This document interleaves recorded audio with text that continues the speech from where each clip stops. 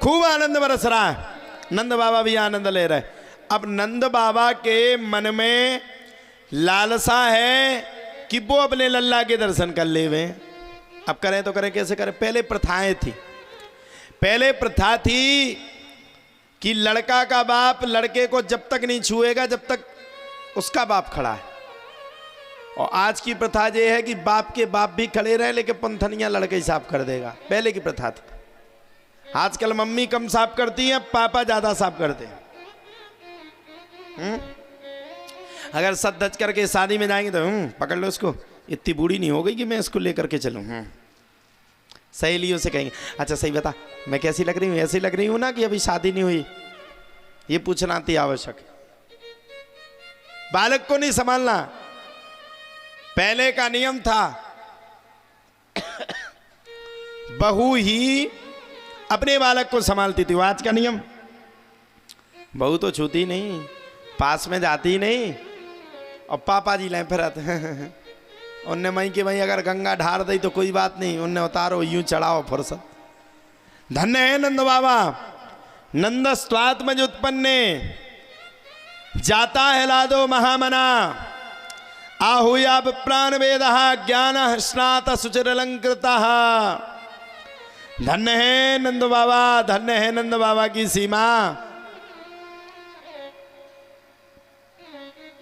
और धन्य है नंद बाबा का अनुभव। नंद बाबा तो दर्शन करने के लिए लालायत हो जाएं, दौड़ करके नंद भवन के अंदर जाएं, दौड़ करके रोकने के लिए जाएं। अब जैसे नंद भवन के अंदर जाएं वैसे सभी स्त्रियां नंद बाबा को पकड़ करके बाहर कर दें। हट जाओ यहां से, शर्म ना आए, हया ना आए, लल्ला को देखने के लिए आ गए हो, शर्म तो करो कम से कम। हम सब खड़ी हैं, भागो यहां से। अच्छा, सबने पकड़ा और पकड़ करके नंद बाबा को पूजा पाठ में बैठा दिया। अच्छा, इस संसार में जो व्यक्ति होता है वो ब्राह्मण को तो सबसे पहले पागल समझता है। ये कछु जानते नहीं। किसी के आप अनुष्ठान करने के लिए जाओगे, पंडित जी को पूरी बातें बता देंगे। 6 बजे आना चाहिए था, 8 बजे आए, 10 बजे बैठना चाहिए था, 9 बजे बैठो, 9 बजे की जगह 5। अरे वो पंडित है भैया, तुम्हारा नौकर नहीं है, गुलाम नहीं है। हाथ में गंगा जल लेगा और पढ़ के मंत्र फेंक देगा, धुआं उड़ जाएगा तुम्हारा। 2 आदमी से डर के रहो, अग्नि से, वो ब्राह्मण से। ब्राह्मण का दिमाग चटक गया और मन से सोच दिया तो स्वाहा। अरे आजकल आदमी समझता क्या, पंडित को अपने हाथ की रेखा समझता है। मैं एक जगह कथा करने के लिए गया, वही यजमान जी ने मुझे लिस्ट पहुंचा दी। 4 बजे उठेंगे, 6 बजे पूजा पाठ करके फ्री होंगे, 7 बजे हमारे रिश्तेदार आएंगे, 9 बजे आप बैठेंगे, 10 बजे हमें समय देंगे, 12 बजे हमारे पास आएंगे, हमारे परिवार को समय देंगे, 1 बजे से 5 बजे तक कथा करेंगे, 5 से 7 दरबार लगाएंगे, 7 से 9 लोगों से मिलेंगे, 9 से 11 हम सब में सत्संग करेंगे, 11 से 1 बजे तक और VIP लोगों से मिलोगे। हमने उससे पूछा, हमने कहा बहन जी ये किसका है, इतना बड़ा ये खर्रा बना दियो? ये बोले आपका है। हमने कहा क्यों? हम आपकी कहने पे चले, ये संभव कैसे हो सकता है? बोले क्यों महाराज जी, कथा तो हम करवा रहे हैं, चलना तो आपको हमारे ही कहने पे पड़ेगा। हमने कहा एक काम करो बहन जी, हम ब्राह्मण हैं, किसी के नौकर नहीं है।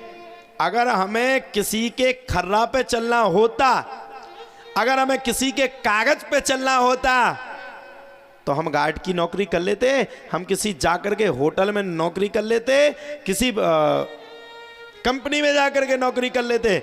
हम किसी के नौकर नहीं हैं, हम बांके बिहारी के नौकर हैं, तुम्हारे नौकर हो ही नहीं सकते। आज का आदमी ब्राह्मण को अपना नौकर समझता है। महाराज जी आपने 6 घंटा पाठ नहीं किया, महाराज जी आप बैठे नहीं, महाराज जी आपकी यहां गलती हो गई, महाराज जी आपकी वहां गलती हो गई। मैं आप सबसे कहना चाहता हूं, ब्राह्मण को आप 6 घंटा बैठा दीजिए, अपना जब तब करवाइए। अगर ब्राह्मण का मन नहीं है और अगर वो मन से आपका पाठ नहीं कर रहा है तो वो 8 घंटा भी बैठ जाए, आपको फल मिलने वाला नहीं है। और ध्यान रखना, 6 घंटे की जगह अगर वो 1 घंटे भी बैठ करके आपका मन लगा करके पाठ कर रहा है और उसकी दुआ आपके घर के प्रति, आपके परिवार के प्रति है, समर्पण भाव है, और समर्पण भाव से वो आपकी 1 घंटा भी पूजा सेवा कर रहा हो, अगर भगवान से हृदय से कह रहा है हे भगवान इसका भला हो जाए, तो ध्यान रखना 6 घंटा के ब्राह्मण फेल हो जाएंगे और 1 घंटे का ब्राह्मण पास हो जाएगा। मैं कहना चाहता हूं, मैंने भी कथाएं की हैं इन्हीं क्षेत्रों में, लोकल विधि विधान से मैंने कथा की, लेकिन साहब झुकने का नहीं रे बाबा, मैं झुका कभी नहीं। लोकल में भी कथा मैंने की, लेकिन स्टाइल अपुन की थी, किसी दूसरे की नहीं थी। मंच अपुन का था, किसी दूसरे का नहीं था। टेंट हमारे हिसाब का लगा, किसी दूसरे के हिसाब का नहीं लगा। पहले हमारे पास चाचा स्टेज के लिए तखत नहीं हुआ करते थे, तो हम गांव के 32 तखत उठा करके मंच बना करके खड़ा कर देते थे, तैयार कर देते थे। और सुनिए, कभी सिंपल मंच पे नहीं बैठे। हमारे मन में प्रतिज्ञा थी कि हमें वो कथाकार बनना है, इस क्षेत्र की उन्नति, इस क्षेत्र के विकास के लिए काम करना है और इस क्षेत्र को आगे बढ़ाना है। तो हमसे किसी ने पूछा महाराज जी क्या मिलता है? हमने कहा भैया हमें तो कुछ नहीं मिलता है, कोई देने वाला है ही नहीं, सब लेने वाले हैं हमारे पास। तो बोले घर परिवार कैसे चलता? हमने भगवान भरोसे। किसी ने कल हमारे पास बैठे तो बोले आपने खिड़की तक नहीं लगा पाई, यहाँ बैनर लगाए बैठे हो, लाखों करोड़ों खर्च कर दिए। हमने कहा देखो भैया, हम बाके बिहारी के सेवक हैं, हमारे पास इतनी व्यवस्था नहीं है, भगवान की देन है, भगवान की कृपा है, बस उसी का हम अनुभव करते हैं, पैसे के पीछे ज़्यादा दिन नहीं पड़ते। हमें अपने माँ बाप का दर्द छलकता है, हमें अपने भाई के आंसू छलकते हैं, हमें अपने परिवार के आंसू छलकते। हमें भी लगता है कि हमारे माँ बाप के साथ कितना अत्याचार हुआ, हमें भी लगता है हमारे भाई के साथ कितना अत्याचार हुआ, हमें भी लगता है हमारे परिवार के साथ कितना अत्याचार हुआ। पैसे के चक्कर में हमारे परिवार को किसी ने सम्मान नहीं दिया, मान नहीं दिया। अरे ठीक है भैया, आज तो सबको ही आ रहा, चमक धमक में तो दुनिया होती है, चमक दमक के यार है, बाकी सब बेकार है। समय तो वो भी था कि नेताजी तो छोड़ो, कोई एक वन सपोर्टर व्यक्ति भी नहीं खड़ा था। हमने वो गरीबी के दिन झेले, भगवान किसी को ना झलवाए। हमने देखा कि हमसे बड़े बड़े लोग, हमारे खुद के अपने खासे लोग, उनके बच्चा डेयरी मिल्क खा रहे हैं, हमें एक्लेयर्स चॉकलेट खाने के लिए नहीं मिली। और हमने वो दिन भोगे कि शायद है इस संसार में कोई व्यक्ति भोग ले वे, हमने वो दिन भी भोगे। चाचा इसी क्षेत्र में हमने मोटरसाइकिल चला चला करके लोगों को जबरदस्ती टाइट कर करके भागवत कथा की। लेकिन ध्यान रखना, शुरुआत से किसी का मेरे ऊपर हाथ नहीं रहा, लेकिन बांके बिहारी और संकट मोचन का हाथ ऐसे रहा जैसे एक पुत्र के प्रति पिता का हाथ रहता है। मैं किसी गांव में झंडा गाड़ने के लिए, कथा करने के लिए जाता था, वही गांव मेरे विरोध में खड़ा हो जाता था, कोई कथा नहीं करोगे, हट जाओ यहां से। मैं कहता था महाराज कथा कर लेने दो, मैं गांव में किसी से चंदा मंगाने नहीं जाऊंगा। अच्छा, मेरा एक नियम रहा, मैंने आज तक किसी से चंदा नहीं मंगाया, सिर्फ मुझे कथा कर लेने दो।